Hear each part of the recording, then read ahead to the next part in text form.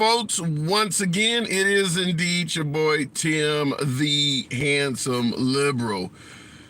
It is Martin Luther King Day.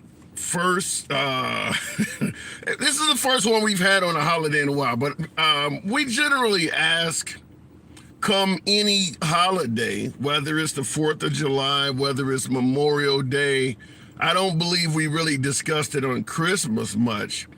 But we will ask that question today because yet another holiday has come around. And that question is, what does Martin Luther King Day mean to you? Is it a symbolization of a dark past? Is it something that perhaps we need to continue discussing so that we don't ever live it again? Is it something where folks are just playing victim and we need to move on and stop talking about this? Is Martin Luther King Day a day that you feel is necessary? Some folks would say, listen, what happened in the past is over with, and the best way to heal is to simply stop talking about it. Now, this happened when we did a broadcast on Juneteenth.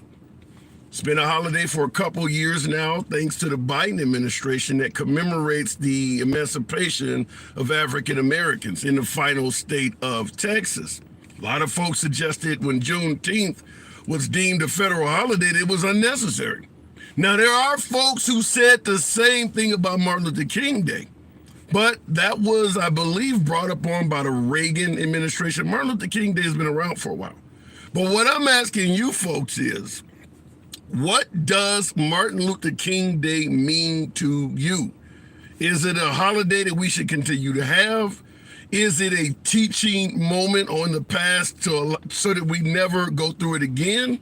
Or have we gotten to the point, in your opinion, that we're now in a post-racial America? That's been a while ago, and the healing process starts when we stop talking about it so much.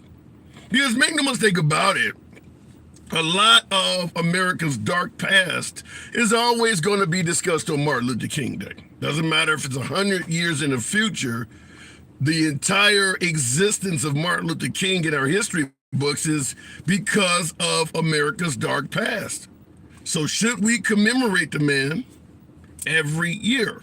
Asking you folks, what do you think? What does this day mean to you? As always, you know the program is and forever will remain MAGA friendly.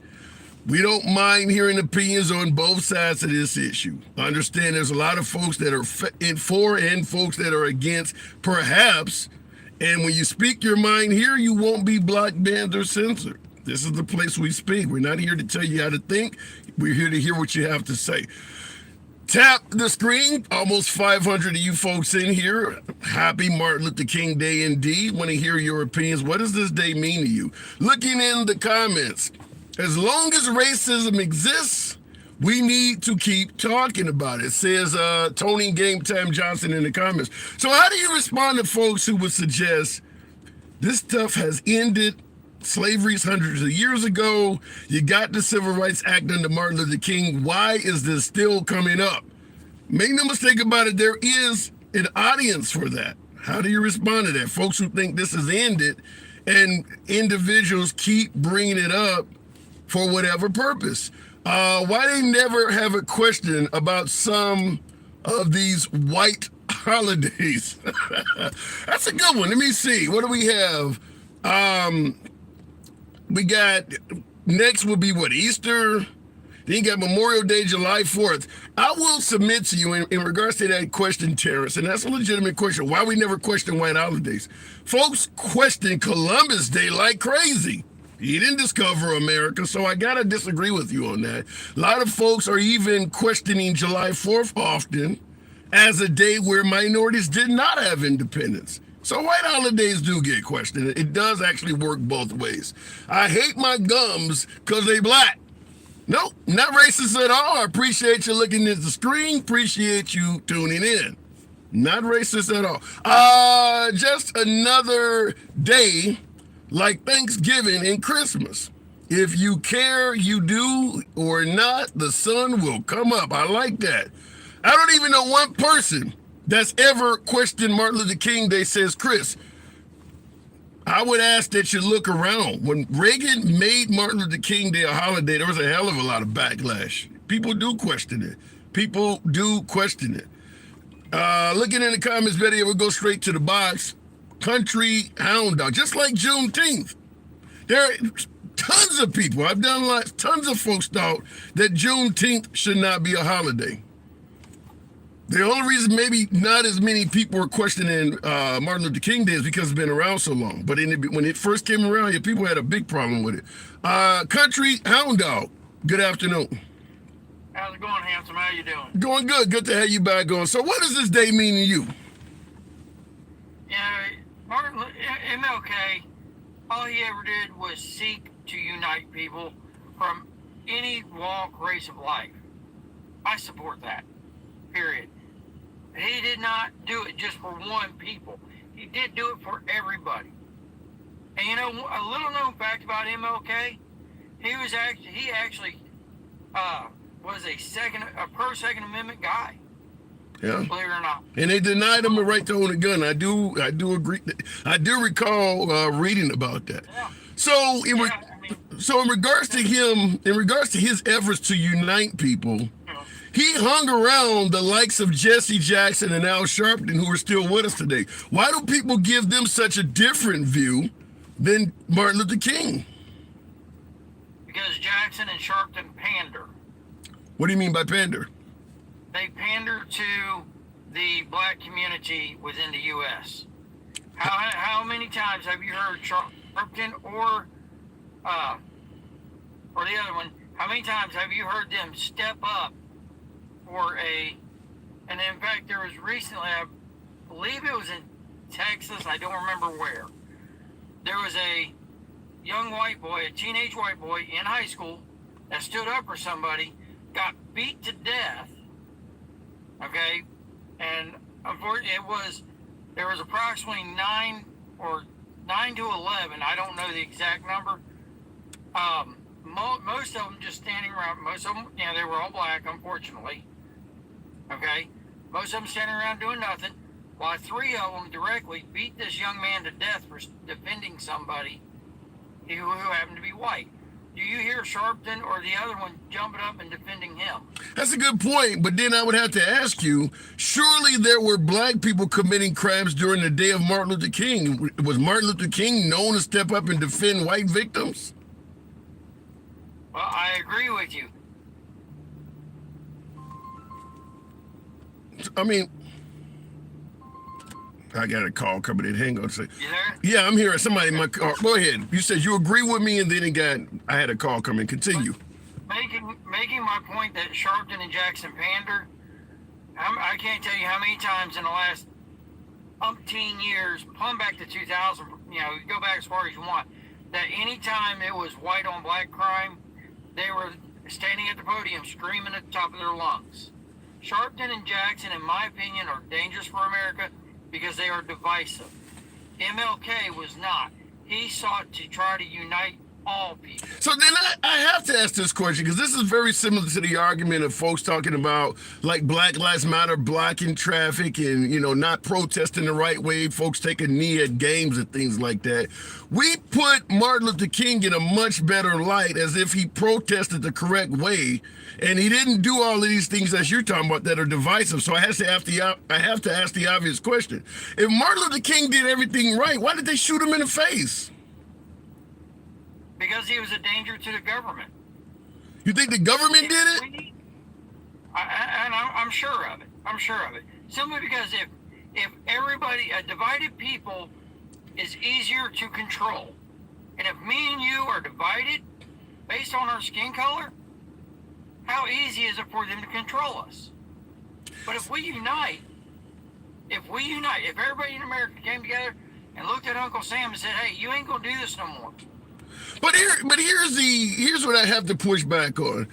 If you believe in harmony, the government should not be able to convince you otherwise. If you don't have an issue with Mexicans or blacks or Asians, The government shouldn't be able to incite that out of you. During Martin Luther King's era, they were doing everything like spitting on kids that wanted to go to a certain school, kicking people to the back of the bus. The government wasn't making them do that. They were doing it on their own. And you're right. You're right. And as time has moved on, as you know, time marches on, and young generation has grown up, and we have tried. Well, I can't say we. I guess I should say most people in America have tried to leave the bad times behind us, and most people have tried to do the right thing in today's world. Okay. Should we forget that stuff? No. We should never forget history. We should never delete any history whatsoever. Cancel culture has tried to do that, and they have sat us back hundreds of years. So in regards to your comment that we should not forget history, and I'm 100% behind you on that. And by the way, folks, tap the screen. Appreciate the glasses, Buckeye. Thank you. Tap the screen. Get your boy up to 10,000. You know what I always ask. Only got about 300 in here. It helps out the algorithm, brings in more MAGA. In regards to what you said, Country Out About, we should not forget history. I'm 100% behind you. How do you feel about folks who suggest that the Civil War had nothing to do with slavery? Do you see that as teaching history properly? Well, history is written by the winner. Okay, we know that. However, I've lived in the North and in the Deep South. Mm-hmm. Okay, the term Buffalo Soldiers actually came from the South, from Confederates. There was a large number of blacks who fought for the South willingly and wantingly, because you look at what the North did. They came in and burned out the South, and that not only destroyed white people's lives, but it destroyed black people's lives as well. Okay, now slavery was an issue. However, if you look back, slavery was actually only about 5% of the issue, but it was the easiest platform and the biggest platform. So if slavery was a small issue, and you're correct in saying some blacks fought on the side of the Confederacy, if the Confederacy had won as opposed to the Union Army, what do you think? Because we're analyzing, they lost, so we don't know for sure, but just giving your own personal opinion, if the Confederates had won, what do you think they had in store for black people? Well, I assure you, I don't think it would have been good. So any black person, as you and I are discussing, that fought to help them win, is it safe to say they were fighting willingly, as you pointed out, against their best interests? The ones who fought for the South, actually, according to history, 80% of the slaves had been freed prior to the Emancipation Proclamation. Really? 80%? That's the highest, and the lowest I have read was 50. Were freed prior to, okay? Wow. And they were promised. Now they were promised doesn't mean they were going to get it, okay? Because we know how government was back then. Pretty much promise you anything, but not follow through. Right. Okay. They were promised land to start farming on their own as sharecroppers. Now, would they have gotten that land had the Confederacy won? More than likely not. Okay? So let me make sure I get clarity on my question I asked you. For the African Americans that were fighting on behalf of the Confederates, in your opinion, do you believe, are you there? Yeah, I'm here. For blacks that were fighting on behalf of the Confederate South, do you believe they were fighting against their better interests? That's one I would have to think on for a long time. I would really have to think on that and do some studying on it, because yes and no. They were fighting to save the land, which is in their interest, but they were also fighting to possibly preserve a government that goes against them. Why would you fight for government when government doesn't give you any say-so at all? You can't vote, you can't hold office, you can't do anything pertaining to government. Why would you even be fighting for that at all? I'm not sure. I can't answer for why they did. I can't answer for why they did. But there is a lot of history, in particular about the Civil War or the War of Northern Oppression, which actually initially was ignited over taxation and government overreach of the northern states. Okay, so let me put. After the Confederates lost, there were still plenty of black people, even to this day, living in the South. Now, in regards to asking, what the Confederates would have had for store if they had won, what did they have in store for black people, and the idea, as you pointed out, that blacks fought on behalf of the Confederates. How did the Confederate South treat blacks after losing the war? Most of them, from stories I've heard, and this is where I will say stories, because history does get a little sketchy. It wasn't kept as well, and I've read some diaries. Mm-hmm. Most of them were left alone and traveled west where they could sharecrop. They did manage to get land. It was very tough, very difficult for them, but they managed to get land and sharecrop, which is why you hear about, when you hear sharecropping, automatically I think of about black people, because that's who did it 90% of the time. So, but you're painting a picture like it wasn't too bad. Then what was the purpose of Martin Luther King? I mean, all of Martin Luther King's work is in the South. If they didn't really treat blacks that bad, why was he constantly down there? He wasn't in Illinois fighting for civil rights. He wasn't in New York. He was in the South. I think MLK, he was an incredibly smart guy. He was. Straight up, I'll never argue that. And if I was in his shoes, and I wanted to draw attention to my cause, why would I go to northern states and jump on a soapbox where pretty much, supposedly is super friendly to black people? Why not go down south where I can be that single plea causing that hound to have all the chaos? Okay, so at the end of the day, you're suggesting that there really was not a big difference in treatment towards blacks in South versus North. Martin Luther King just specifically chose the South for his own purposes. I think there was differences between North and South, how they were treated, but there wasn't that many different. And I think MLK was smart, like Lincoln, where to choose his battleground at. Okay, I don't know. I gotta say, Country Hound Dog, your description of history goes completely against everything I've been taught. Because I'll just tell you, both of my grandparents, on my mom and dad's side, my mom's mother escaped Memphis, Tennessee back in the 40s. My grandmother, Hattiesburg, Mississippi, and both of them tell me the reason they came up north is because they were being treated so badly down south. That's how these cities, Chicago, Waterloo, Iowa, Detroit, that's why they were fleeing the South. It's because they were being treated so bad. Remember, all the slaves, all the blacks originally lived down south. Most of them went up north voluntarily. They went down south against their free will. True. Okay. And one of the things I can say, and my last name is Ewing, E-W-I-N-G. It is actually one of the oldest names in the U.S.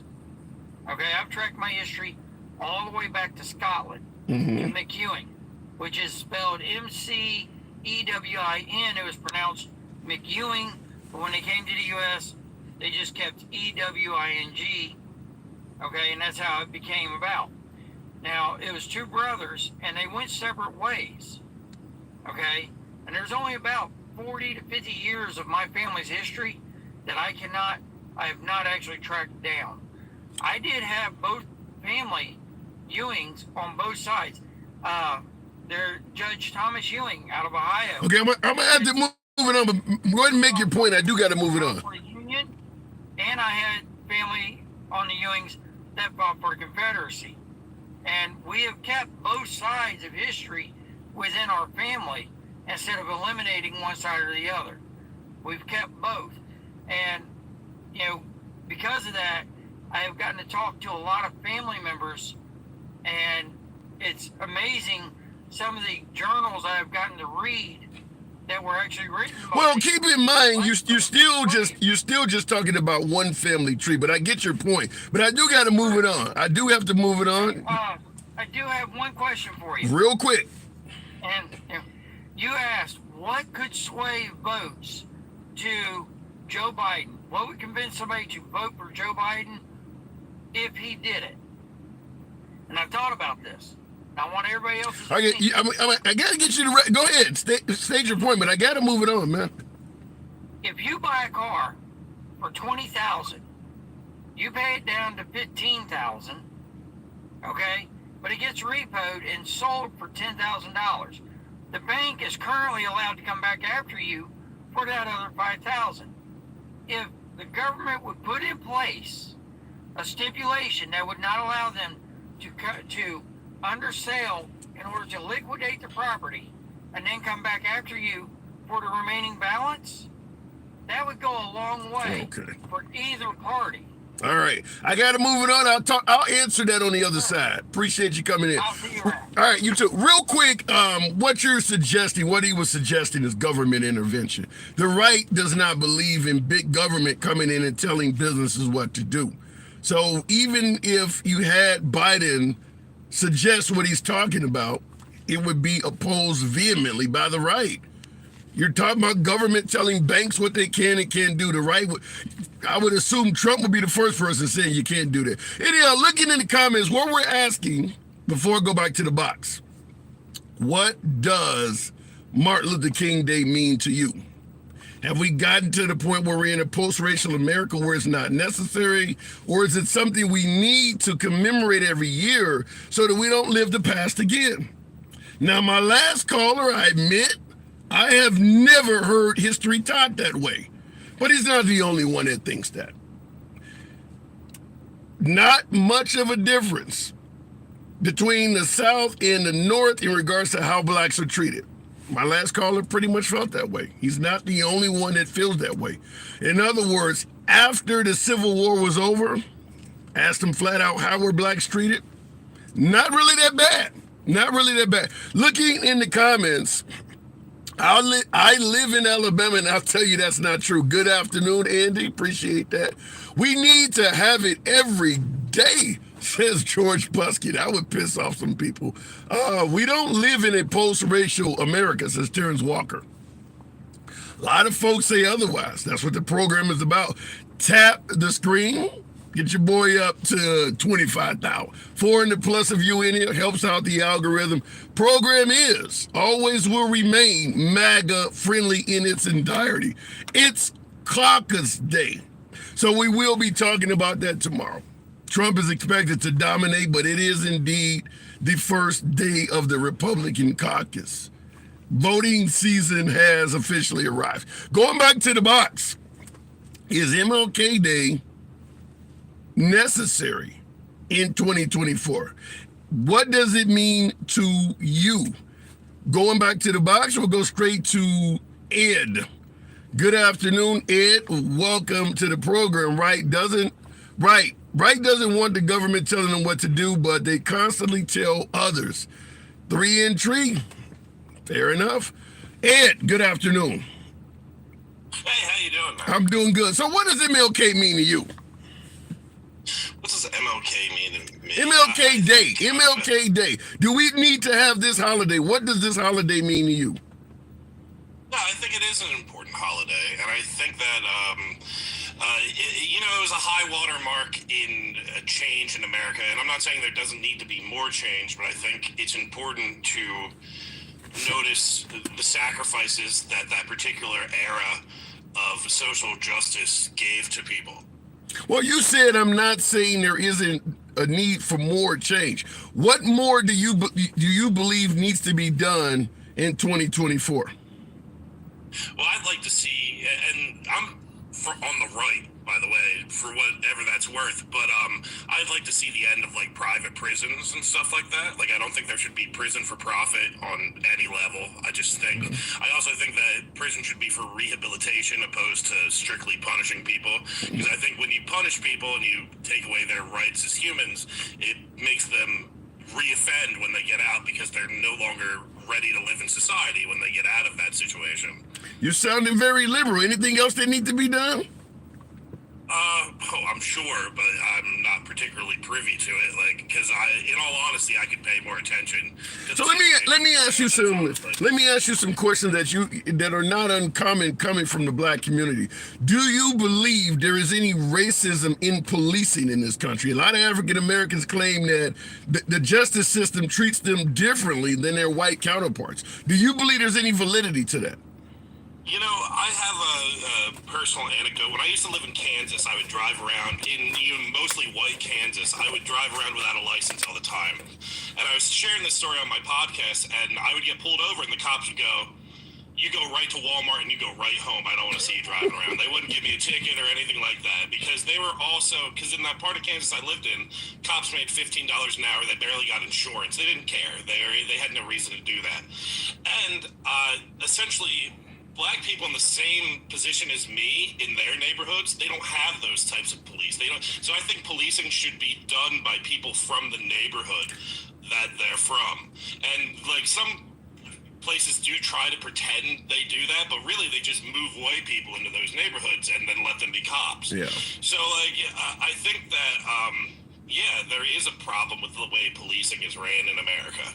Because I don't think you're being policed by people you view. But wait a minute, now you said there's a problem with policing, but I'm saying the African American community believes that they are often targets of police. Do you believe what they're saying is true, where they believe that the departments often are racist in the way they're policing? Right. I think that's more of like a neighborhood. So yes, long answer short, yes. But I think it's the way that policing is set up that happens. Because with private prisons and with tickets and stuff like that, policing is used to extract wealth and stop people from growing. What about in terms of historically, that's always been the black people have been a target of those type of schemes within the government, I would say. So what about in terms of incarceration, where you notice in the prison system throughout America, there's a disproportionate amount of blacks that are incarcerated? Is that simply due because folks believe blacks commit more crimes, or is there something more sinister at play that may lead to more blacks being arrested? Well, I mean, like, I think, like, the original jump had a lot to do with the 1980s crack epidemic and the introduction into crack cocaine into the inner cities by the government itself. If you look more recently, there's actually been a 22% dip in African Americans being put into jail and a 55% rise of white people going to jail. That coincides with the fentanyl and methamphetamine epidemic. So I think that a lot of but I do, yes. So let me give you what you just said. Let me see if I can refine what you're saying. You mentioned the crack epidemic and how that correlates to African Americans in jail. Then you talked about the fentanyl and opioid crisis. Do you believe our system treated the crack epidemic any different than the opioid epidemic? Because the crack epidemic, 100%. All right, 100%. How so? Because they criminalized people during the crack epidemic, and they're attempting to help people, or at the very least, they're pretending to help people. Like in the 80s, it was just say no to drugs. Nowadays, it's these people are sick. It's a different view that people are taking on a political stance. Is that? Do you see any racial overtones in that at all? Because the opioid Without a doubt, because there's more representation of white people in the current epidemic. Like, okay. Anybody who would say these things is just not paying attention. It has nothing to do with like you being on the wrong side or whatever. Like, I don't feel like a liberal when I say these things. I feel like I've just looked at what's in front of me. Well, wait a minute. The reason I said you sound like a liberal, because most of the folks on your side of the aisle wouldn't agree with what you're saying. They don't believe the prison system is treating blacks differently, or, as you said, using them to raise revenue. Most of the things you said, liberals would agree with and most Republicans would disagree with. That's why I said you sound like a liberal. And like, while I do agree with several points on the right, when I'm in my circles talking to my friends and the people I talk with, I'm always on the outside looking in when I bring up these things. Yeah. And that's just like, I think it's my place as a Republican to try to fix the, well, not even a Republican, as someone on the right, to fix these problems on the right. Like, I think that would be my particular place. Like, so before I to bring these things up, I don't bite my tongue when I talk to people who I agree with politically on these things. All right, I got one more question before I move it on. Then, considering that you're on the right, are you Nikki Haley, Ramaswamy type right, or are you MAGA? No, I'm voting for Trump, but okay. I don't look at it as MAGA per se. I look at it as a building block towards a future, stronger populist right. And I understand that there's a lot of mistakes being made. All right. Well, you see they're playing games on the restrictions, so appreciate you coming through. Yeah, sorry about that. I don't know if I said something wrong. No, you didn't. No, you didn't. There's haters in the audience, but I do appreciate you coming through, Ed. Anytime, come back. The door is always open to you. All right, have a good one, man. You too. Now, the reason I asked him the last question before we go back to the box in regards to are you a traditional Nikki Haley, Ramaswamy, Ron DeSantis right, or are you MAGA? Because Trump supports stop and frisk. Now, when we're talking about MLK Day and what does it mean to you, clearly stop and frisk was huge during the time of Martin Luther King. Judge a person for their, their content, their character, not the color of their skin. Racial profiling is all about judging you because of the color of your skin. And Trump certainly is on record supporting stop and frisk. So I wanted to ask him about that, but we'll keep it moving and look in the comments. And tap the screen. Get your boy up to 30,000. What does Martin Luther King Day mean to you? Is it necessary? Is it a teachable moment, or is it ramming history down our throat to the point of just simply being unnecessary 40, 50, 60 years later? What say you? We always take any opinion. Happy MLK Day, says TP. Appreciate that. Same to you. Media exploits black people. It's portrayed black people has been unalived more by cops when more whites have. Now, Trump has stated that also. I kind of get your comment there, Co-op 79, is that the media exploits African Americans, and you're suggesting that more whites have been killed by cops than blacks. Here's the problem I have with that. In 2024, anybody can be the media. Hell, you guys are watching me right now. I do appreciate that. Right now, I'm running a media page. And if you like it, tap the screen, get your boy up to 30,000, let your thumbs not be lazy. But here's the point. If whites are being harmed or mistreated by cops as much as blacks, why aren't they complaining? Where are the videos at? We all got smartphones. Every single one of us, damn near, has a movie studio in our pocket. The phone can record video and sound. There are no shortage of black people being abused by police all over social media. Why would the whites keep quiet about this? You don't need to have it all over MSNBC or CNN to get the message out. They're not, CNN and MSNBC are not playing angry whites that are pissed off that a biological male is playing against a girl. That's not on CNN, but the message is getting out that a lot of white people are not happy about it. So you don't, when you say that the media is exploiting you or us or anyone and preventing the message from getting out, it's 2024. White people could get the message out on their own. There's a hell of a lot of bad treatment from cops that didn't come from traditional media. What happened to George Floyd is a perfect example. That was filmed on a cell phone. So if white people are being mistreated by cops, why aren't they complaining about it? They're complaining about transgender playing on the wrong sports team. They're complaining about loss of gun rights and things like that. Why would they not complain about being killed by cops? Does that make any sense? That they just decided to keep quiet about that? I don't get that. Looking in the comments, handsome, you're really going, wait a minute, you're really going to want to hear my take on MLK. I'm telling you it's a good one. I'm sure it is. We'll get to you. Because it doesn't happen, because they don't. And that's, look, I don't know what happens to every damn person in the country. But I know for a fact that if the white audience is unhappy with something, they can get their point across. There was no shortage of people complaining about Colin Kaepernick taking a knee, but you're getting killed by cops and you're quiet about it. The media, you can't blame that on the media. Not in 2024. There's too many ways to get your message out. I'm getting QAnon on the program that get out messages that 90% of the country disagrees with. They're still getting the message out. You want to explain to me how there's no outcry? If they're being shot up like that, that doesn't make sense. Going back to the box. If the box allows me to do so, and I appreciate you folks that are tapping the screen, we'll go straight to Cammy Goss. Good afternoon, Cam. Watch the media in one way. Watch Newsmax get the truth. Didn't Newsmax get sued for Dominion? Dominion voting machine. You think Newsmax is telling you the truth? A lot of white people do not uplift criminals. I would think differently. The Sopranos did very well. You think all of the viewers of The Sopranos were minorities?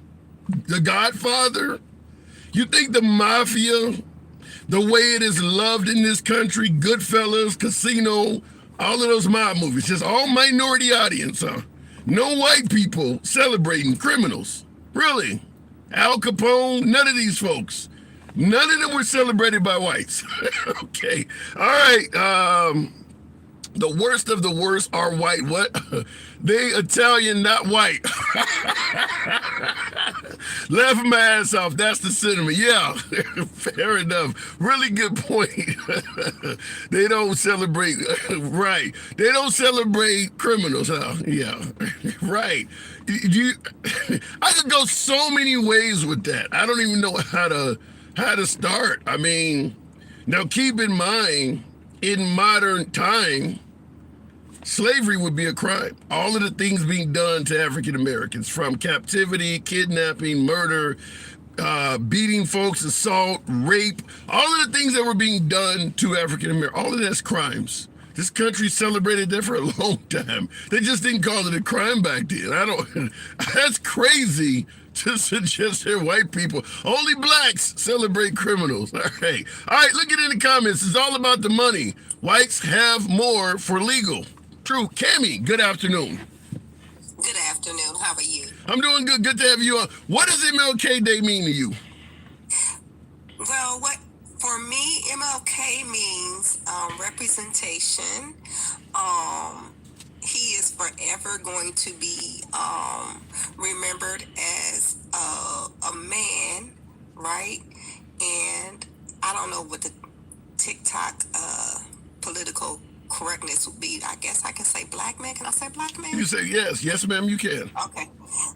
As a black man who stood for what he believed in, he stood for poor people, he stood for the immigrant, he stood for, of course, black people, just for everybody to be treated fairly, without repercussions for who they were, right? Or what people deemed they represented. So do you see us now, because obviously MLK is responsible for the Civil Rights Act. Do you see us now in a post-racial America? Do you see us now as no longer dealing with that stuff that he fought against?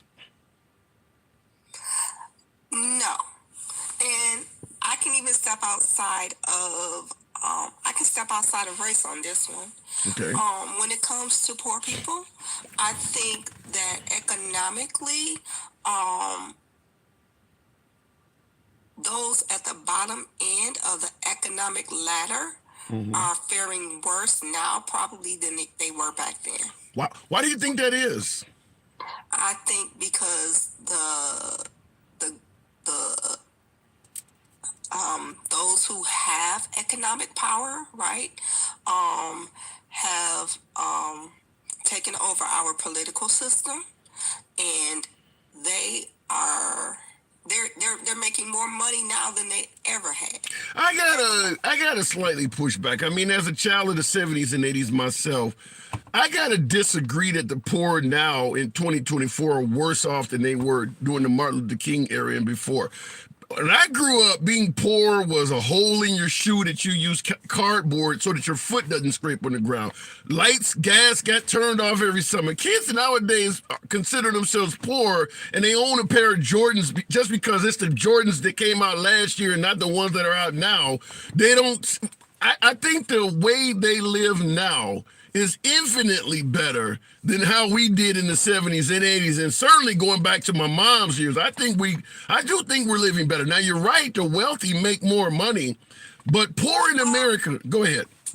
Well, okay. Boyle, I thank you. on that, but I think it's a matter of perspective, right? Because now, like, I see more homeless families than I've ever seen before. I see more people who, for the past 10 years, their income has only increased by maybe 5%. And I'm not talking about people who are probably on like a Social Security benefit or anything like that. I'm talking about your working people, right? But I'll let me interrupt. Let me interrupt. I'll let you continue. But when you, I don't know, some of this, I just see the way, because you mentioned homelessness, for instance.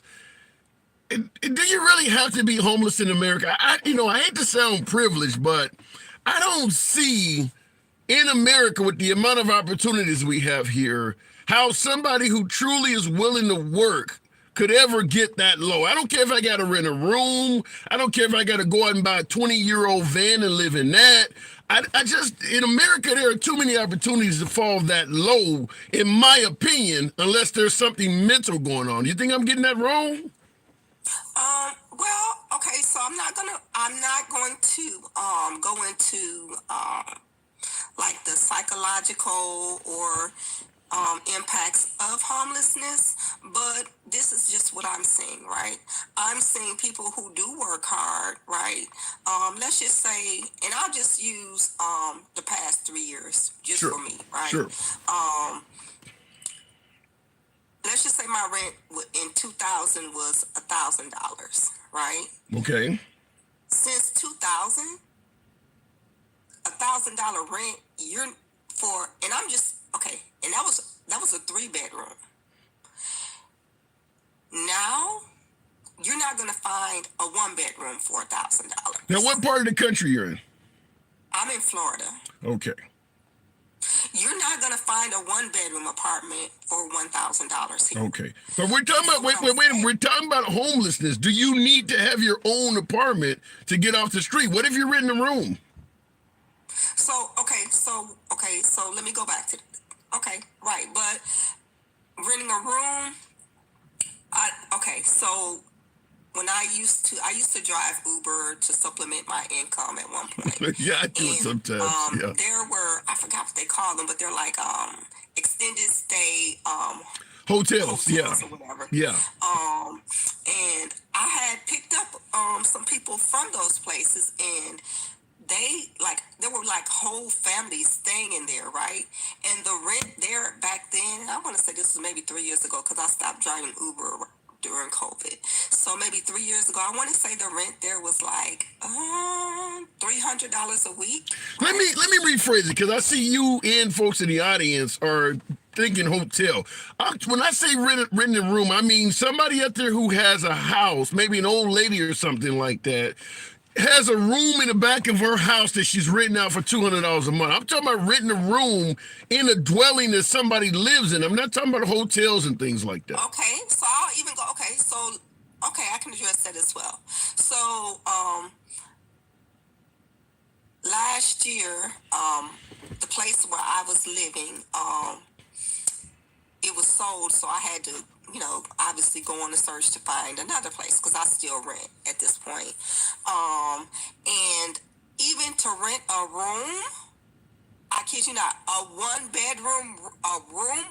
room is like $1,600 a month. What city? Now, obviously, that's something I'm in Orange County, Florida. Yeah, I was about to. Yeah, the reason I'm asking you that is because obviously, if you're paying $1,600 a month to rent a room, you're in one of the more expensive areas in this country, and that's what I was going to say. Like in California, where you got all this homelessness at, they're in some of the most prime real estate areas there is. When I said you shouldn't be homeless in America, the first thing would be I would get a piece of shit job and literally use my first check to get on the bus and move. I mean, you're in an area where you're never, if you're in one of those areas like that and you're hurting for cash. So then let me say this, right? So if you get on a bus and move, right? Mm-hmm. You say you're gonna get a job, get on a bus to move. But then what do you have when you get there? What are you gonna have? Do you get what I'm saying? Like, I get what you're saying, but is that realistic? Right? Yeah, and I'll give you.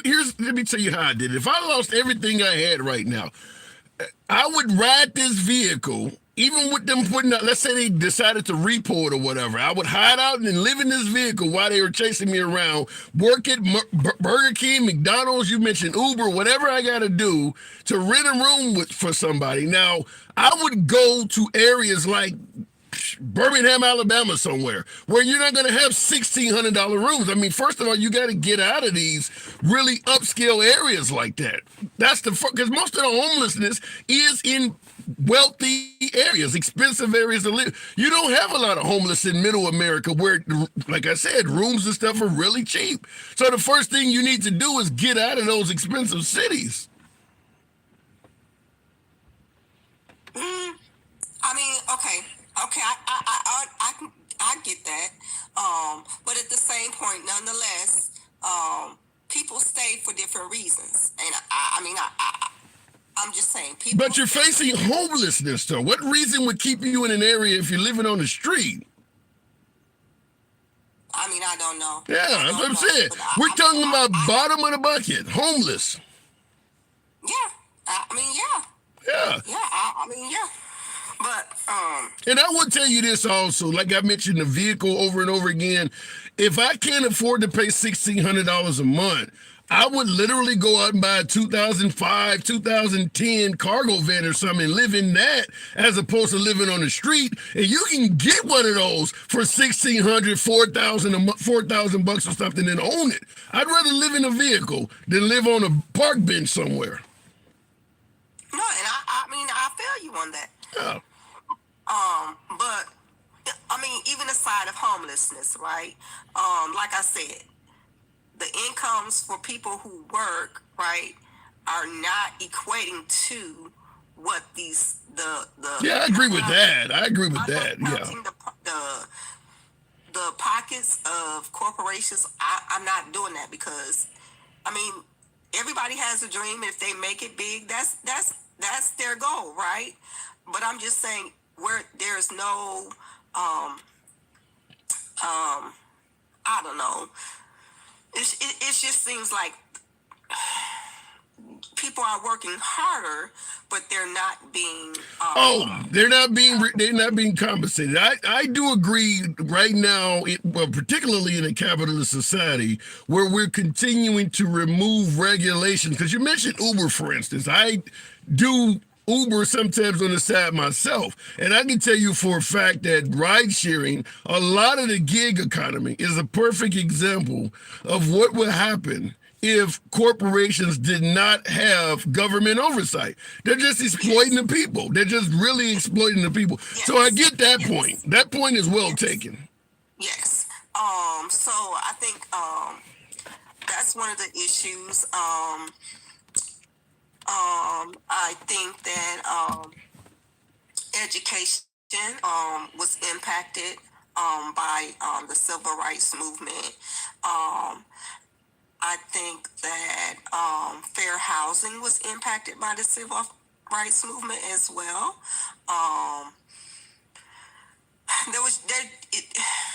The civil rights movement really was full circle, right? It impacted every aspect of our society. Well, hold on a second. I want you to respond to this because it's similar to what you're talking about in regards to the civil rights movement.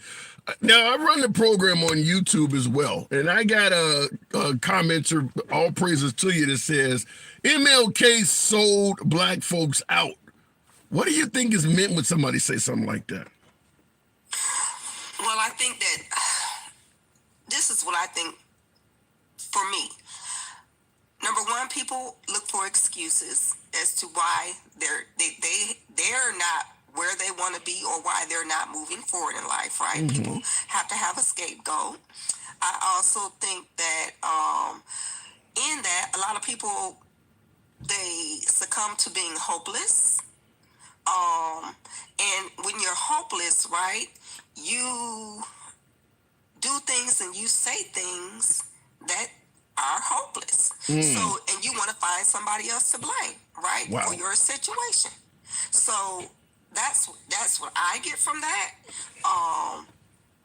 It was a strong opinion. I just wanted to present because it was a strong opinion. I've never heard a black person say that MLK sold. If that's a black person that said that, but I do got to move it on, Cammy. I've heard some. Really? Other black people say that, and specifically black men, who feel like integration. We were better off with segregation than we are with integration. I've heard that. Malcolm, now that you bring it up, Malcolm X said some stuff like that, but I got to move it on. I appreciate you coming through, Cammy. All right, thank you. You take care. Absolute pleasure. Come on back anytime. Now, just to throw it out there, I don't agree with Trump's stance on stop and frisk, says Ed. Fair enough, neither do I. But if you vote for Trump, and he's making it clear he favors stop and frisk, and by the way, he's pardoned Sheriff Joe Arpaio that was going to be thrown in jail for stopping and frisking people on the southern border. Obviously, Rudolph Giuliani is kind of like the father of stop and frisk, used to bring down the crime in New York, allegedly. Trump was a huge friend of his as well. So economy and things like that, there's a lot of reasons to favor Trump. But just understand, he is a friend to stop and frisk. He's come out and said it. So I just want to bring that up now. I don't know how folks view stop and frisk. Maybe it's a necessary evil to bring down crime. Others might view it as outright racist. I'll leave that up to the audience, but Trump does support that. Biden does not. Trump does support stop and frisk. Looking in the comments, did stop and frisk work? Yes, says Matt. Yeah, absolutely. If you stop and frisk people at random, searching for guns, searching for narcotics and things like that, you will reduce some crimes on the street. You will do that. Kind of like the Tom Cruise movie Minority Report, where they were arresting people proactively before they could even commit the crime.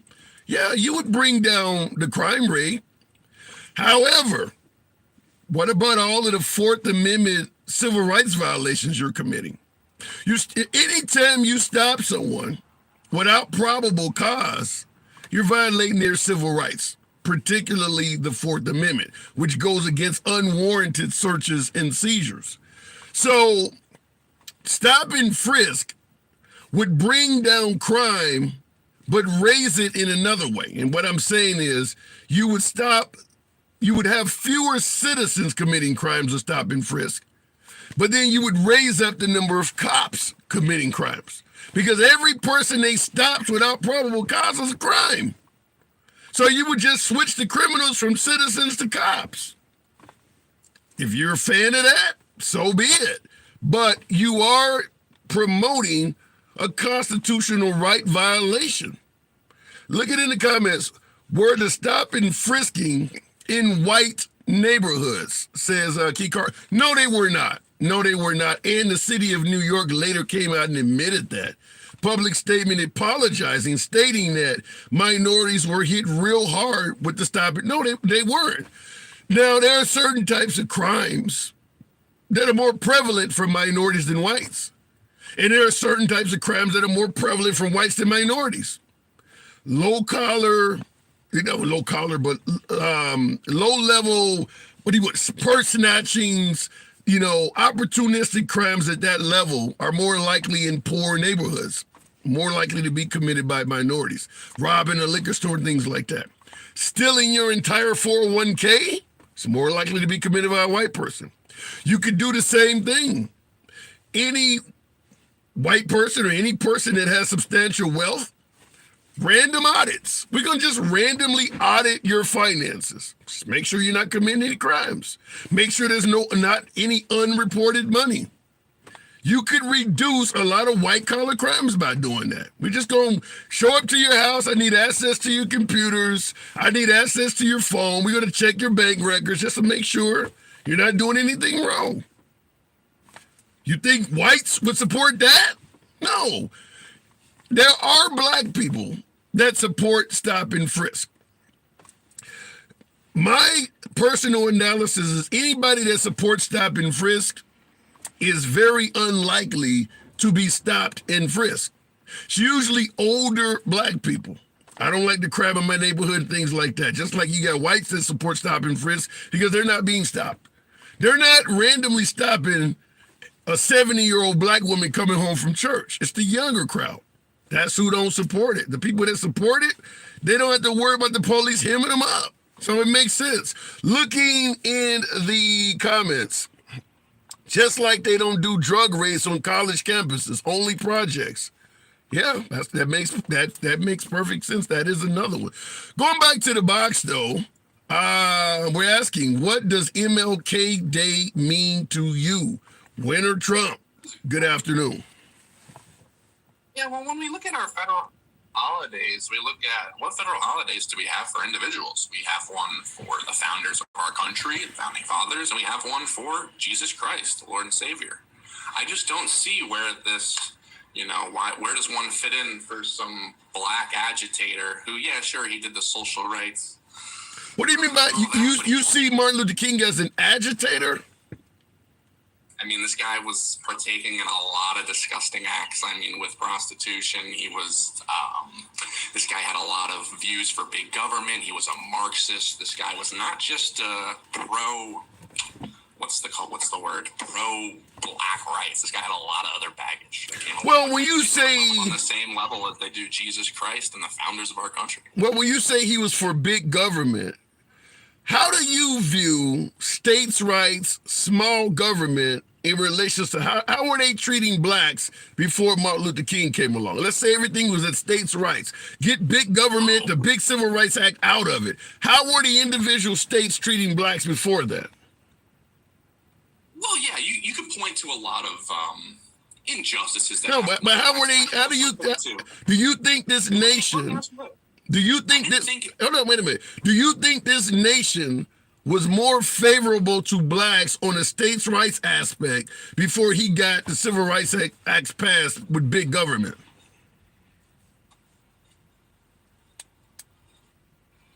Well, when it comes to state rights, I don't know, but for much better off. Wait, repeat that? Okay, my caller, are you there? Let me disconnect from this Wi-Fi. Yeah, no, I disconnected from my Wi-Fi. Yeah, my Wi-Fi just went down. I'm back. Okay. Yeah, 100%. It was better off for the black community before Martin Luther King. Why? Because the black rate for crime was very similar to white people. The black rate for single fatherless homes was very equal to white people. After the fact, not so much. I think Martin Luther King did a lot of injustices to the black community. Give me an example. That or not, that's what happened. Give me an example. And by the way, folks, tap the screen. Get your boy up to 40,000. This is a difficult subject to tackle, so I understand the audience is a bit smaller. It's not a very popular topic, but in regards to your suggestion, and you are right, fatherlessness was lower before Martin Luther King. Crime is as well. But what do you believe Martin Luther King did to increase the amount of fatherlessness in the black community? That's a good question. I was trying to think of a few things that would make sense, and I think a lot of it is just you had a strong knit black community, and you said, well, we're going to have to integrate you amongst all these whites. And a lot of the solidarity amongst the community just kind of fell apart. You didn't have the older black people telling the younger black people, like, guiding them. I mean, there was just... You're blaming that on Martin Luther King, though? How does Martin Luther King affect fatherlessness? Well, after Martin Luther King, black people stopped going to church. I mean, there was no sort of... the black communities, they fell apart. The Negro League is where everyone went to go after church, and they had a nice sense of community. Crime was low. And what happened after the Civil Rights Movement? Crime spiked, fatherlessness. Why do you think that happened? Why do you think, what correlation do you believe Martin Luther King has to crime in the black community? Well, I think it was just a lot of they were blaming a lot of other people for their problems. They were looking to expand their communities out. They say, well, black people, they need to be involved in these white schools. They need to be involved in these white businesses. And I go, it ended up hurting black people in the long run. Look what happened to them. Do you think they were obviously better off? So you believe... Civil rights movement, I think, was just a scam, honestly. So people, it didn't help them at all. So before the Civil Rights Act, blacks had to ride on the back of the bus. They couldn't eat lunch wherever they wanted to. You think they were better off during that time where they had virtually no right, couldn't even vote in many states? You think they were better off? It wasn't perfect. Yeah, sure, you had to drink from a freaking different water fountain or whatever, but I mean, I think that's not as a big deal as destroying your entire community, crime spiking 30%, fatherlessness spiking. I mean, shit. If someone came to me right now and they said, all right, all white people are either going to spike in crime, lose all their dads, or you're going to have to drink from a different water fountain, I'll be like, yeah, I'll take the water fountain. But I hear what you're saying, but I don't see what Martin Luther King had to do with fatherlessness. I get your point that it's happened more in modern times than it did back then, but I would tell you, even in white families, the divorce rate is higher than it was back in the 1940s. I mean, that's happening across the board. It's not just in black communities. There's a lot less intact couples. What? But a lot of this was measured after the fact. So, like, in the 80s, 90s, yeah, sure. Nowadays, with these modern women, the divorce rates are through the roof. But, when it comes to, comparing black and white, the crime rates were very similar before the Civil Rights Movement. After, not so much. And that's the same with fatherlessness. And I think a lot of it can be blamed on the Civil Rights Movement. I can't point to, specific indicators or specific causes, but, I mean... So do you think it would be better... Do you think America would be a better place for blacks if we brought back segregation? Well, I don't think bringing it back. I think people naturally segregate. I mean, if you look at high schools, prisons, I mean, even communities in themselves. You can go to Chinatown right now, and it's in New York City. I mean, people just naturally segregate. So I don't think legislating segregation is something that the government should be doing. I think it's just something that happens naturally. Okay. Now, I gotta vehemently disagree. The idea that 1940s or 1950s was better for blacks than it is now because of fatherlessness and crime. First of all, I'll tell you it is. Nobody's forcing you. Communities. Well, I mean, the black communities, they had God, they had families, they didn't have crime. Nowadays, what is it? It's OnlyFans, it's drugs, it's gangs. You can't even walk down the street now. I could walk down the street in a black neighborhood in the 1960s and I could be fine. Nowadays, I would get skinned. But it's interesting you say that. You said I could walk down the street in a black neighborhood back in the 1960s, but now I would be skinned. But I couldn't walk down the street in your neighborhood. Did you ever think about that? That's what they say. They said that. They taught me that in the textbooks. I don't know how true that honestly was. I think that, a lot of the depictions, the milkman was black. I mean, he was in the neighborhoods. Everyone loved the milkman. You do realize in the pictures, the house Negro breastfeeding the white baby was also black. That don't mean they were being treated nice. That's because you saw a black milkman. You running with that, really? Really? To give all the answers, I don't think America was perfect before the Civil Rights Movement, but I damn know for sure it got worse after. I'm not here to, excuse. What about this? Let me give you some examples. Things that happened. Let me give you some examples. Right now in 2024, our children can watch television and there are black doctors being portrayed in the cartoons. There are black heroes. When I grew up in the 1970s and the 1980s, virtually none of that existed. All of the cartoons I watched, all of the people in positions of power, all of the heroes were white. Can you understand what that does to children? Because there is an actual study called the Dolls. It's a good point to bring that up. Right. Because nowadays, But wait, hang on a second, though. Hang on a second. You're telling me back in the day when there was no portrayal of black success on TV, in the media, or anywhere, blacks were better off back then. Yeah, 100%. I don't think anything the media displays is just 100% to mess with your mind. Look what you're doing right now. The media is the biggest enemy of the people, and I don't think that changed in the last 100 years. Couldn't go to college. Couldn't vote, couldn't hold office, couldn't even have white customers if you were in the profession.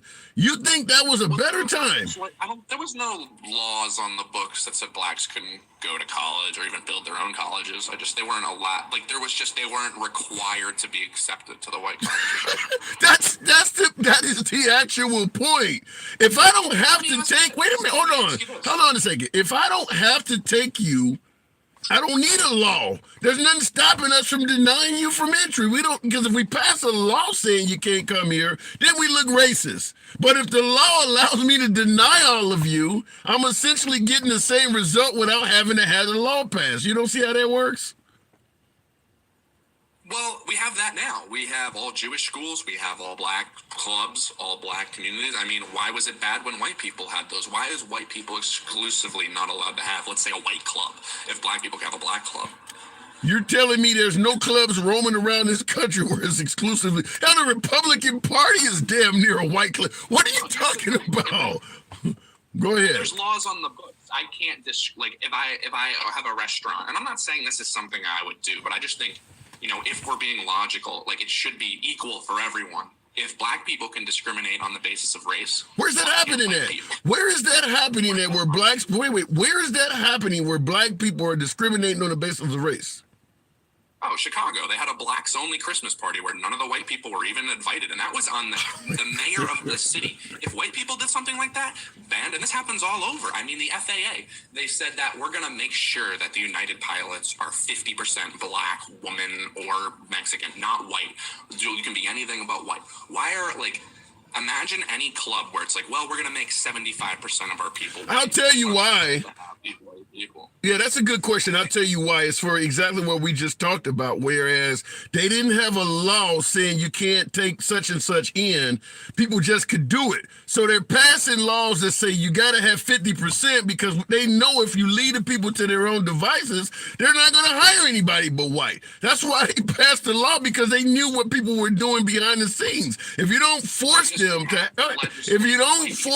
to have a diverse environment, it's going to be all white. I mean, I think that's been proven time and time again. Do you think if there's a community of white people, they have their school, do you think it's really in the best interest to send the military there with guns and say, you have to accept black people? Logically, it doesn't make any freaking sense to me. Well, you got to think. You have to wave guns in their face and say, you must integrate with their community or else you go to prison. So what are you saying?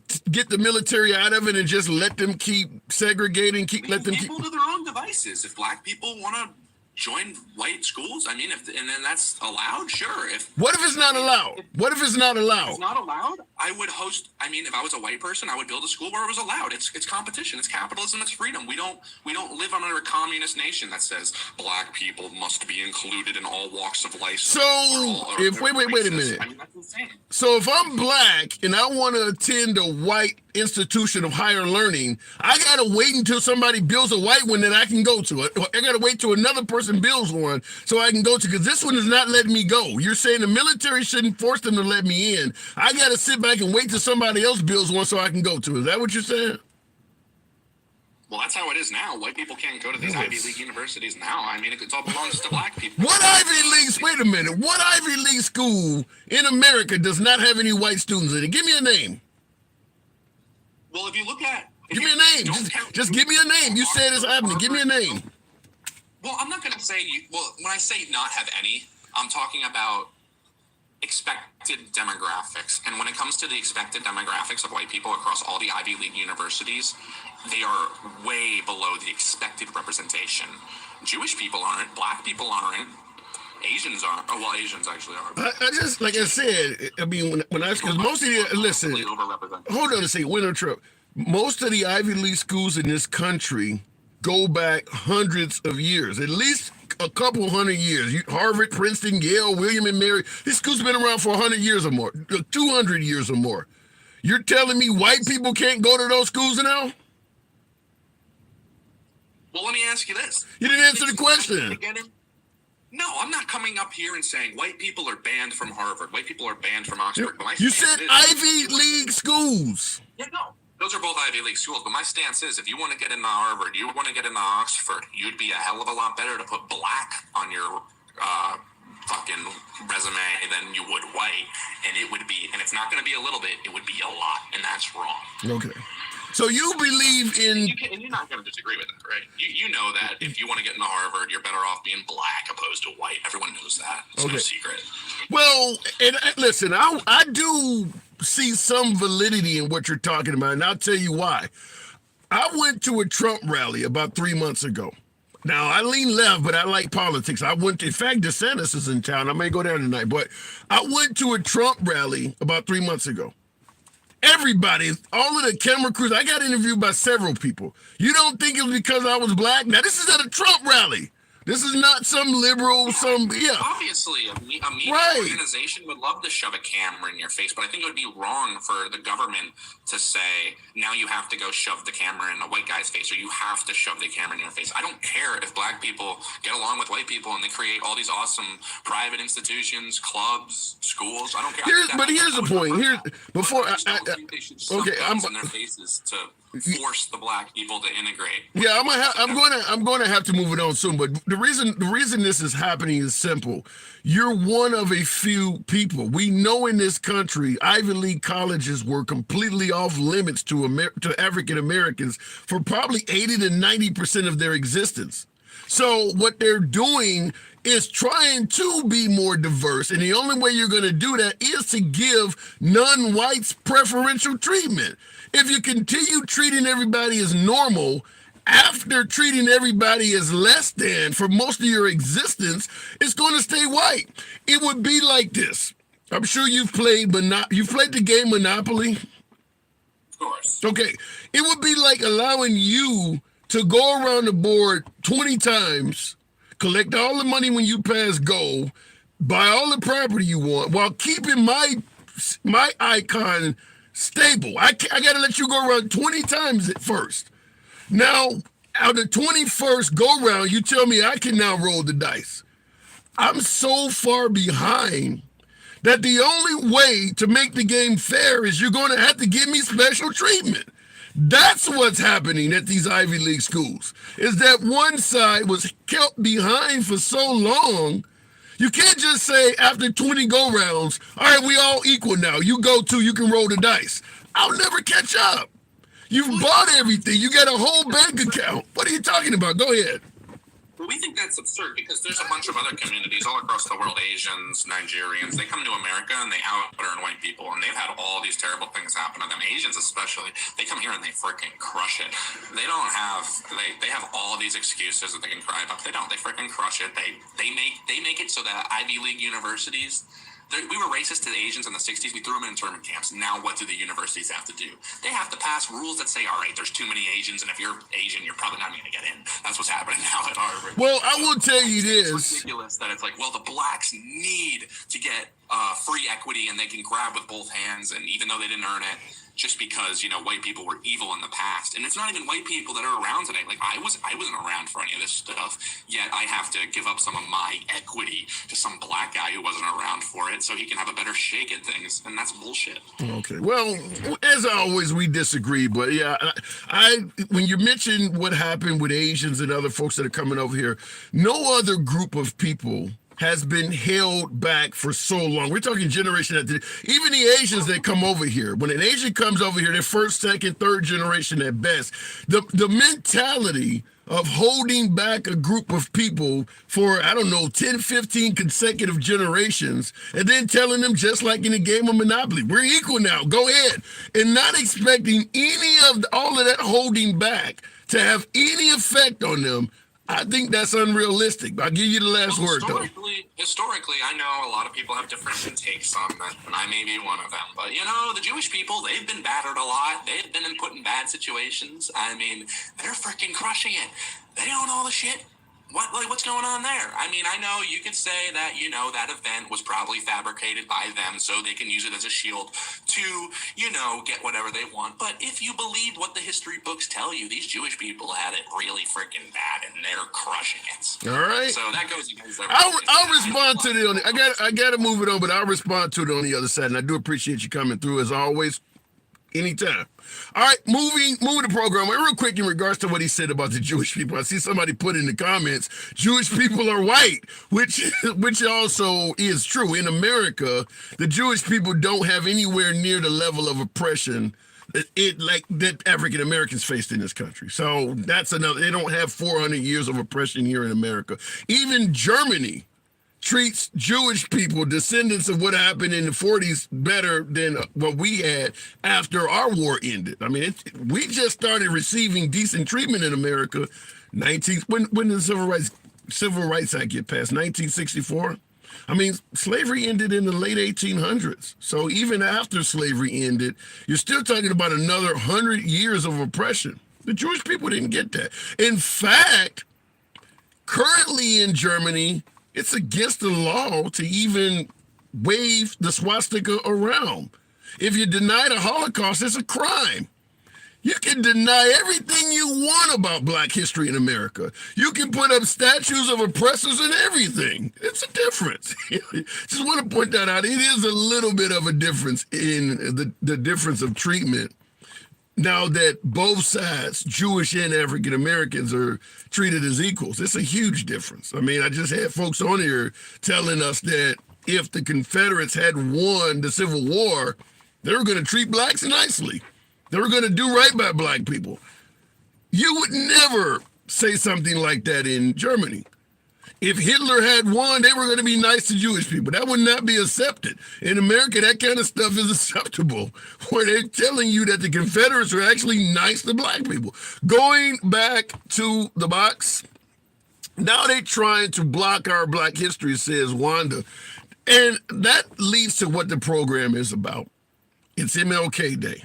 What does that date mean to you? Has it become outdated in a post-racial America where we just need to leave the past in the past?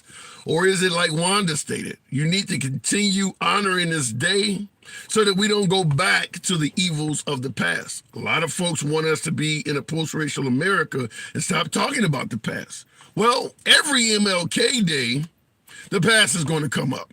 Obviously, next month is Black History Month. Perhaps we should have a show and ask, is that necessary? A lot of folks don't believe that's necessary either. Look at it in the comments. I never said rich folks ain't everywhere. My point is that America thinks Nigeria is so poor, it's not poor, it's rich in resources. America watch too much TV. That's a comment on YouTube, and I will agree with that 100%. That in this country, we portray Africa as, you remember the old Susan Sarandon commercials where flies are on the Africans' faces, USA for Africa and things like. There's some really prospering metropolises throughout Africa, throughout that nation. There's a lot of towns with a bustling skyscrapers in urban area and all. Everybody's not living with bloated stomachs and flies on their faces. But in America, I don't know if it's because of racism, you can call it what you want, but we have always portrayed Africa as a place of just rampant poverty. We've always portrayed it in the worst of light. But there are plenty of areas in Ghana, Nigeria, South Africa, where people are doing all right. Not quite to the level of America. I mean, America is one of the wealthiest countries on earth, but then again, if you lived in France or Italy, you're not living quite to the wealth of what we live like in America. But there are plenty of places in Africa that are not anywhere near as bad as they portray it on television.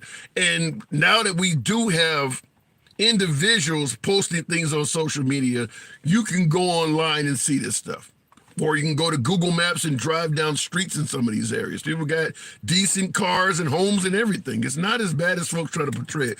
Going back to the box, we'll make it happen with Andy. I do appreciate you holding on. Andy, down in Alabama, what does MLK Day mean to you? It is the beginning, and only the beginning, of the equity that we should have given a long time ago. What about now, though? Do you see us in a post-racial America now, or do you see some of that stuff still happening? Look at our justice system. Alabama, I'll make it real clear. If I got arrested, say you and I are in the car. We have some devil's lettuce, right? I'm going to get drug court. You're going to jail. But let me ask you this. If because the system treats you and I differently, is it because you're white versus me being black, or is it because you're a woman versus me being a man? No, it has to do with color.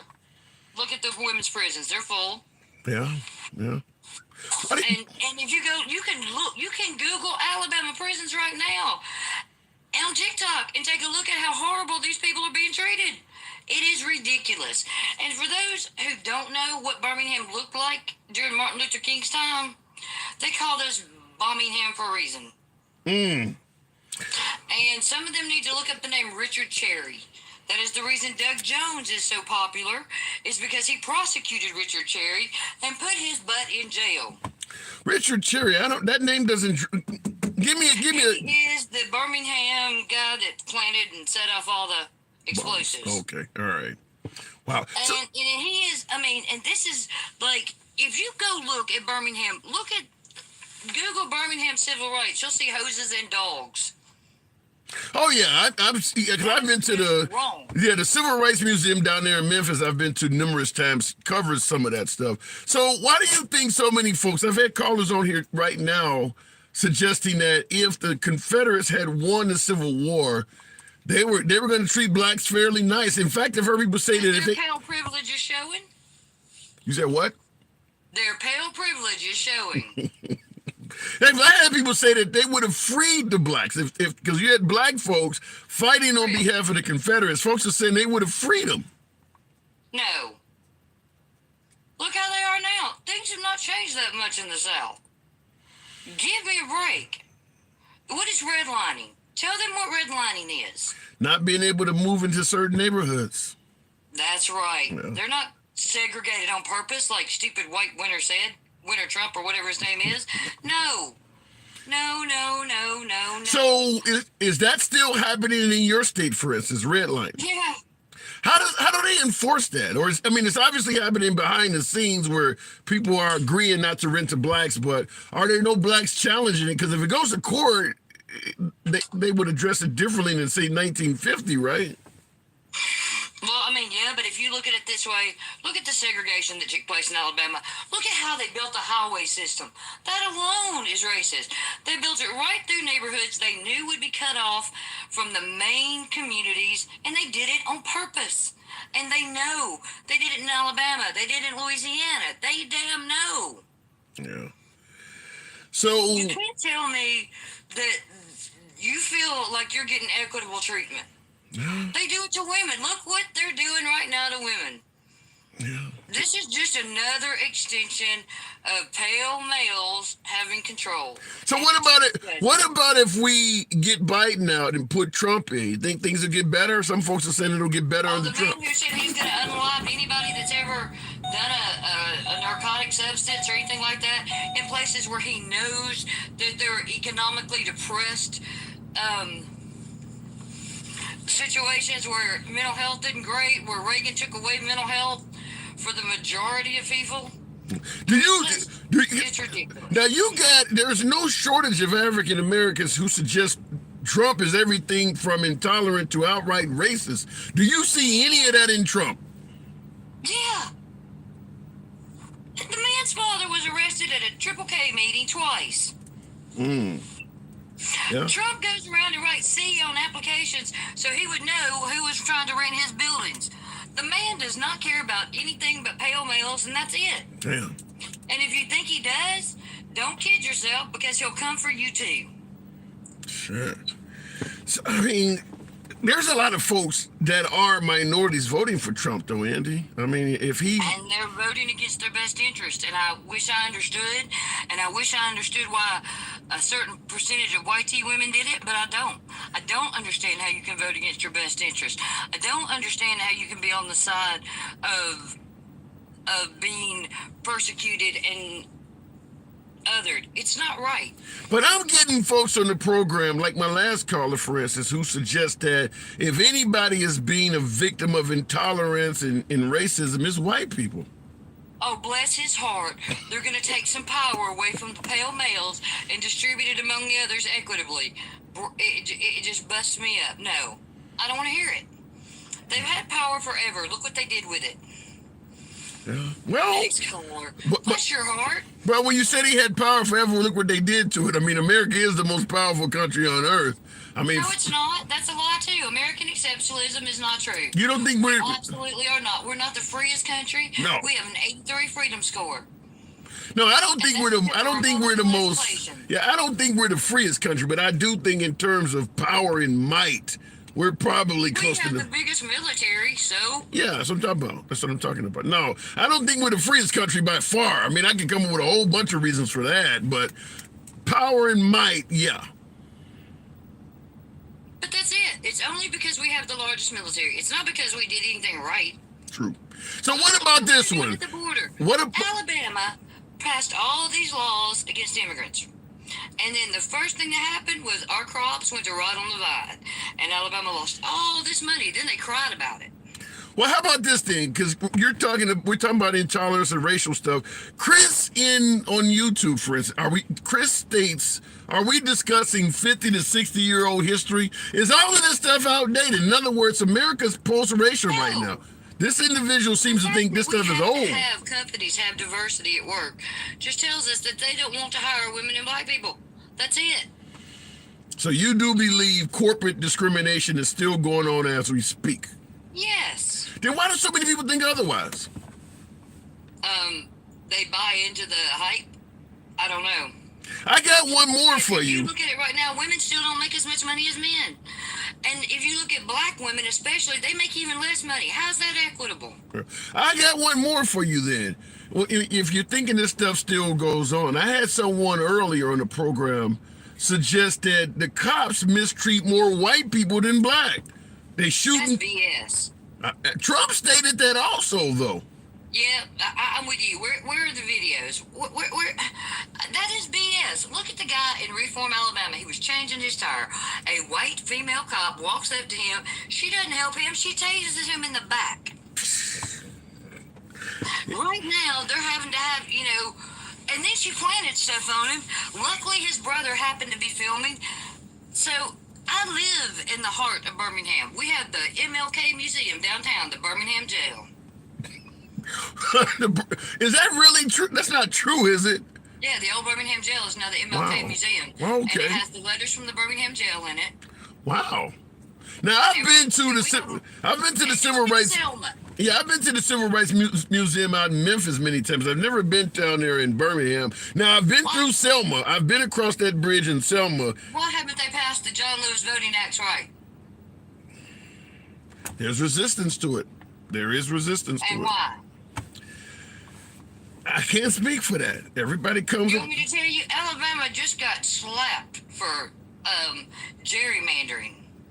Yeah, well, there's a host of states. I think Virginia got slapped with that. Yeah, but Alabama drew its district smaller, and it had to go back to the Supreme Court, and the courts had to draw it because Alabama couldn't be trusted to.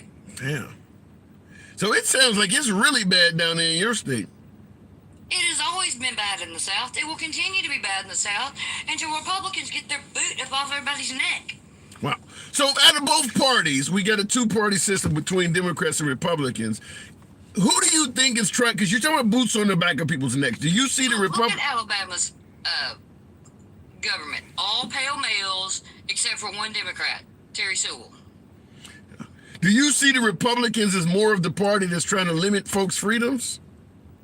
Considering Alabama just made it illegal for women to have any kind of medical care, and they're going to chase us out of the state, and charge us with conspiracy if we leave to take care of the problem.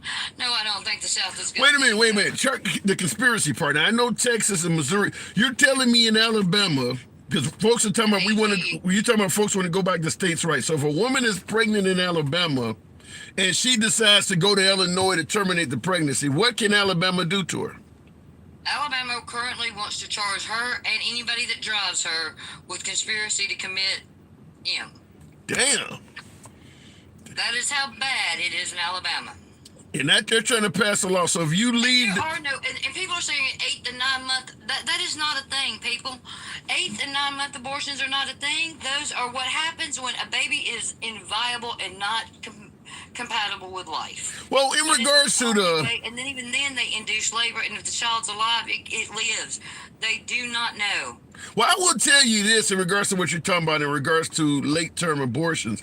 If a woman gets pregnant in one of these anti-abortion states, and the whole response is, well, it's not federal, you still have a right to do it in another state. Well, that means she got to save up money and get prepared to go somewhere else. If we want to complain that people are terminating pregnancies late, that law may make it so she got to wait a month to save up money to go somewhere else. You actually could, but you could be actually making folks terminate pregnancies later on by doing that. And people are saying just vote. It's hard to just vote when they gerrymander out your voice. Yeah. When they cut out your voice and you don't have a chance to vote for what you believe in because a bunch of pale other people have decided that they want to keep power, that is not equitable. Well, in regards to your discussion on... And somebody said that black people didn't earn it. Black people built this whole damn country. Let's be honest. Well, real quick before I move it on, in response to your statement, we were talking about abortion. Stevie D in the comments said, imagine being responsible for your own actions. Might confuse them for adults. In other words, if you don't like... Since when is a miscarriage that a child's not going to be viable have anything to do with a woman getting pregnant who wanted the child in the first place? And... please, tell me you don't know what an abortion is without telling me you don't know what an abortion is. Thank you. All right, Andy. Appreciate you coming on as always. Good talk. See you. Absolute. Have a good day. All right, looking in the comments. Imagine, and I seen that from Stevie D. Andy, I agree with you, but you interrupted hosts like, look, I don't mind. Listen, we have passionate conversations. Hell, sometimes I interrupt some of the guests. As long as at the end of the day, we can have civilized dialogue where you folks can understand what we're talking about, whether you agree or disagree. We do read the comments as well. That's why we don't have a bunch of folks on at the same time. It's because it's all about engaging in a dialogue, and hopefully you can get something out of it, whether it is something of intelligence or simply throwing your phone at the wall. We allow folks to speak. So I don't mind being, temporarily interrupted or whatever, because at the end of the day, we still get the conversation out. But some of these discussions can be passionate, so it is what it is. You do know you're misinforming people. This is Shut You Down. Dark Stone, state in the comments where the disinformation is coming from. Let your boy know. If I see something, I'm willing to concede it. But don't just suggest that there is misinformation being spewed. Elaborate. I'm not going to block, ban, or censor anybody in the comments. So state what I'm being. In fact, if you want to come to the box, that'll be open for you as well. Looking in the comments here. She doesn't interrupt to interrupt, like some of the grown adolescents on TikTok. Appreciate that. Stevie D, shout out to you. One of the most swollen guys on the internet. Always a pleasure seeing that. Thank you, Stevie. Looking in the comments here. Which grants are you referring to? I don't quite, you're talking to someone else. Real quick, we get along in the South. You need to get out the house. Oh my God, in motion. In regards to there's racial harmony in the South, and suggesting my last caller needs to get out the house and I guess, mingle with other folks. The minorities I talk to that live down South disagree with that. Outside of the major metropolitan areas, like I got relatives that live in, I believe Montgomery. I've been in Birmingham a number of times. There's some harmony there. But when you start getting into them rural areas, they disagree that they're all getting along. They don't have that same sentiment that you do. Looking at the comment, better going back to the box. I do appreciate you folks that are tapping the screen. We'll keep it moving with Reverend Rodney Baker. It's a mouthful. Good afternoon, Reverend. Welcome to the program. Hey, how you doing today? I'm doing good. What does MLK Day mean to you? Man, it means a lot to me because I grew up down in Indianola, Mississippi. And when I was a kid, my grandmother used to march with Martin Luther King when I was a kid. And I used to pick cotton for like about 75 cents a day. And I chopped cotton for $8 a day. Wow. When I was a kid. And I left and I went to school at Texas Southern back in the 80s when Jerry Rice was at Mississippi Valley State. I was at Texas Southern. Wow. And then I came back and I started driving trucks and I moved to Indiana. And I tell people, you know, the South has its parts. You know, it's like right now a lot of people don't look at the news. And, you know, you got a lot of young men, they found like 200-some bodies behind a police station in Jackson, Mississippi. These young men been killed in unmarked graves. This right now, I'm talking going on, and they don't want to talk about the inequality about that. And, Let me ask you something. Speaking of that, are sundown towns still a real thing? Yes, it is. I'm gonna give you an example. Like Wilmart, Arkansas. I used to go through Wilmart driving my truck. They tell you when you come through there at times of night, you ain't supposed to come through at certain times. You know, when they got the signs out there, and certain places, you know, they really don't too much bother you as a trucker as long as you keep on going through. And I've been driving 30 years, you know, and I'm telling you, I've seen it all. And like down in by Beaumont, Texas, when they drugged that young man behind the pickup truck and killed him and snatched his body apart and stuff like that. And my grandmother, they stuck a needle in her neck when she was marching with Martin Luther King. They put dogs and water hoses, and the rest of her life she just shake, you know, Tim, and just, you know, and it was horrible that people don't know that we couldn't drink from the same water fountains. And I had a teacher that used to tell me when we used to go to class, her name was Miss Romonica. She would take the dial soap, and she said, you can't use this soap because she'll hold her hands up and the water be dripping from her fingers. She said, you can't use this soap because, you know, this is not for you. You had to use this other soap. She wouldn't let us use the same soap. But see, this is stuff as a kid that get in your brain when you're a kid, but you take it as you go. But we put a lot of stuff behind us. But I grew up in the South. I'm telling you, this is firsthand knowledge. And I'm telling you, I grew up on the streets in Illinois where B.B. King, I met all these people and all these famous people at the museums, and I taught high school down there. And I'm telling you, these kids, they taking all the stuff out of our schools where they don't even learn how to do cursive writing anymore, you know, and they don't have the Voltec where the kids learn how to work on cars, and they don't know how to. But wait a minute, do you, in regards to your suggestion that they're taking things out of schools, do you see any examples where they're trying to take history out of the school?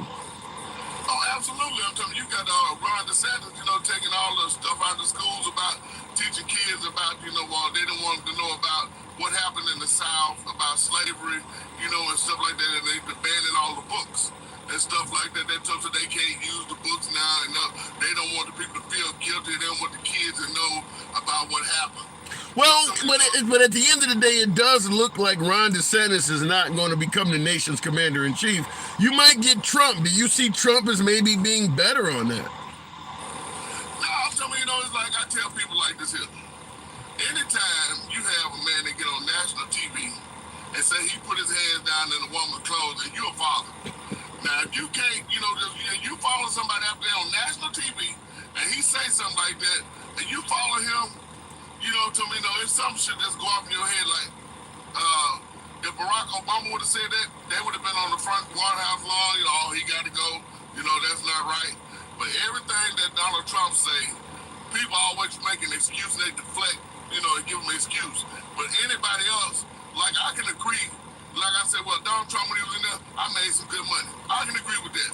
But if you tell people, say, well, Donald Trump had a good economy when he came in, oh, no. Yeah. He didn't do that, you know, Obama, he can't get no credit. But 550 filibusters that you had while you was president, Barack Obama had 550 filibusters against him, and he still got health care. But they would not give him any credit for it. Yeah. I'm talking about, but they never came up with their own solution to say. But do you see, when you're talking about Obama versus Trump, I mean, flat out, in regards to President Trump, like what my last caller said, she sees him as racist. Do you see Trump as intolerant or racist at all? Well, in 1973, he went to court and he got sued when his nurse was trying to get an apartment. Where he stayed at, and him and his dad got sued. Well, because she sent somebody in there, and they got sued and they lost. And then when those 5 kids went to prison, I'm telling you, even after they got exonerated, after all those years, he never apologized. I'm telling you, how could you put out a full-page ad, want these kids to be in jail for the rest of life for something they didn't do, and you can't say, well, I was wrong, That would have went a long way, Tim, if he would have said, well, I was wrong, and stuff like that, And then when he attacked John McCain, my brother did 30 years in the military, and I'm telling you, in my company, my truck company, is a military truck company, and I love the police. But when you start taking veterans and stuff like that, I'm telling you, I don't know, I can't accept that. I'm telling you, But you did admit under Trump you were doing well financially. As a black man, do you see Trump being better for the black community? You admit you were making money. No, I don't see him as for that. I'm talking about what he did. He took a lot of regulations out. I'm going to give him his just due. I'm talking just like I say, I can agree with some of the stuff he did. But what I can't agree with, the lies. I can't agree with the, when you the commander-in-chief, you can't be out criticizing the people that you're supposed to uphold. I'm telling you, you can't be putting down people that you're supposed to be the leader of. You can't say, well, I can do this, but you can't. To me, that's a part I can't get. How could you say, well, I can tell 330,000 lies, but you can't tell one? So at the end of the day, even though you were doing better under Trump financially than, say, Biden, if it comes down to those two, you're going to go with Biden instead of Trump? No, I'm not going to deal with them. I'm going to try this young man that's out there, Dr. Tanner. I'm going to try him. He's 38 years old. You know you throwing away a vote by going for Dr. Tanner, right? Well, I'm just saying, hey, I throw them away all these years. I'm just, hey, it's like we need more different people out here. Yeah. I'm just saying, I'm being honest about it. I'm telling you, because this young man, I'm telling you, he don't ask for donations. I'm telling you, he started his own company when he was 20. He retired when he was 30. Yeah, Reverend, the fact is probably 70% of voters don't even know who he is. So, I mean, I get what you're saying, but I'd say a large portion, particularly the rural areas, they don't know who that guy even is. So even though he might be awesome for the country, that's throwing away a vote. Well, I understand that, but I'm just saying, but at least I'm going to exercise my right. But I'm just saying, but I can see when he's giving out these properties and stuff, I'm talking about he got a record to stand on, and I can see. I'm talking about he don't have nobody he's beholden to because he don't take donations. He don't have no super PAC. He don't have all these people in his corner, just saying, well, hey, well, we gave you this campaign money. Well, you got to do this for us. I can give with somebody don't ask for something, and he's giving people something. But wait a minute. Trump reportedly didn't take a salary. Does he not get any credit? He didn't ask for any money. He didn't take a salary. Well, see, he's supposed to divest in all his properties, too, now. Tell me what happened. $6 million they just announced last week that he got from the Chinese people. But, hey, they always say, well, Hunter got this money, tell me, what about this? But then Ivanka got 22 patents from China. And then I'm telling you, then his son got that money from Saudi Arabia. They don't want to talk about that. So how do you, in regards to what Trump may have did, how do you respond to folks? Like in the comments, Chris DeBoard says, I don't give a damn what Trump has done. The economy was a hell of a lot better than it is today. Is that not enough to get your vote? No, I'm just saying, so you have to weigh what you get. It's just like somebody takes, I'm going to slap you, but I'm going to give you some money. Oh, no. I'd rather, I can't take it. I can't take it, You win with that one. All right, I got to move it on, Reverend. You definitely win with that one. Appreciate you coming in. Always open to you again, man. All right. Slap me, but give me some money. I love it. All right, looking in the comments, thanks to Obama, says Dedrick. Yeah, I don't deny that the economy that Trump inherited was good. And as my last caller pointed out, Trump doesn't give Obama any credit for a good economy at all. He was interviewed once by Jesse Waters of Fox News, and Jesse Waters asked him, did Obama do anything good for America? And he said no. He said Obama didn't do anything good for the country at all. Now, Trump is often complaining that he gets judged unfairly. He complains that folks are after him from day one. To say your predecessor didn't do one good thing for America, that's a pretty hard insult. To say Obama didn't do one good thing for the country at all, that's pretty fucking rough. I mean, I guess the killing of bin Laden goes to SEAL Team 6, even though Obama ordered it. I don't know. That's real. I don't think there's a president in history that didn't do anything good for the country. Hell, Hitler, at least he did create the Volkswagen. Damn, not one good thing for America. So I bring this up sometimes when folks suggest that Trump doesn't get a fair play and everybody's after him. He actually said that Obama didn't do one good thing for the country. That's not fair. That is not fair by any means. Looking in the comments, we will go bankrupt before we will go in bankruptcy before Obama. I don't quite get that one. And you mean if we get 4 more years of Trump, we're going to go back? I don't quite get that one. Has Biden said Trump did anything good for the country? I don't know if Biden has been asked. Trump was flat out asked that question. Has Obama done anything good for the country? He was flat out asked. He wasn't asked to sporadically just give Obama some credit for, he was asked, did the guy do anything for the country? Good. And he said no. Now, I wouldn't expect Trump to just be flat out throwing compliments at Obama. That's not how politics works. But even at the end of most debates, like even when Hillary Clinton and Trump debated each other, the host asked him, can you say one good thing about the other person? It's a difference when somebody asks you specifically as opposed to expecting Trump to just say something positive about Obama. We don't expect that. But when asked, out of 8 years, did he do anything good for the country? No. Yeah, that's horrible. Looking in the comments, Obama was everything he tried to do for the country. He did get 2 terms. Trump was jealous of Obama, says Deanna. Yikes. Do any of you folks believe that Trump was jealous of Obama? And if so, why? What do you think about Obama that Trump would be jealous of? Man. Obama was blocked. I'm assuming you said black. No, Biden was asked multiple times, and his response was always negative, putting conservatives down with blanket MAGA statement. Lizzie B, there's a difference, and I'm sure you would agree even if you are MAGA. There's a difference between traditional conservatives and MAGA. And when Biden is criticizing MAGA, which he does frequently now, he always separates conservatives. So he doesn't attack traditional conservatives. He attacks MAGA. No, he doesn't say anything positive about MAGA. I 100% agree with you. But he's not just attacking all Republicans. He does separate the two. Real quick looking in the comments, he wanted the Nobel Peace Prize. Oh, so you believe that Trump was jealous of Obama because he got the Nobel Peace Prize and he did not? I mean, possible. He thinks he's running against Obama currently. He's made that gaffe 12 times. Andy, that's hilarious and true. Remember, Biden can't put together a sentence, don't know where he's at, can't read without a teleprompter, cognitive decline. Trump does seem to think he's running against Obama. He said that numerous times.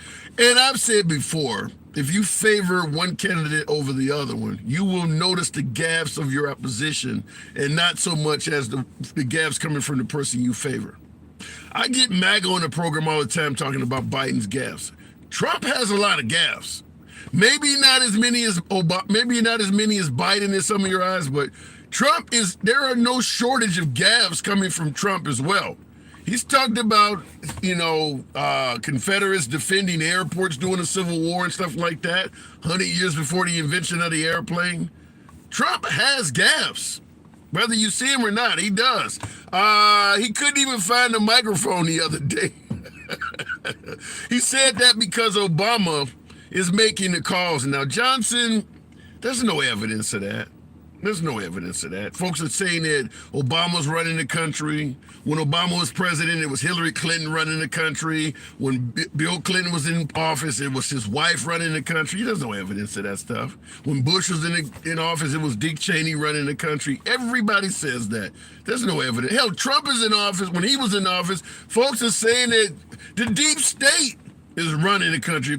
People are going to say that all the time. There's no evidence at all that Obama is running the country. All Republicans are jealous of Obama's tan suit.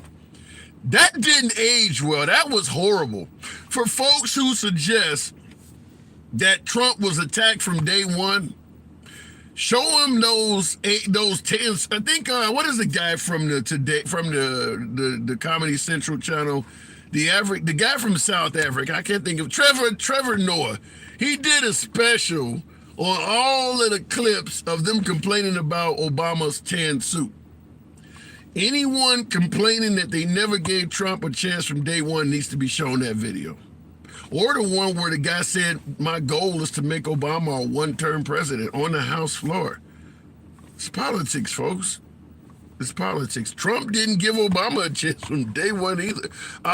Looking in the comments real quick, the border was secure with Trump.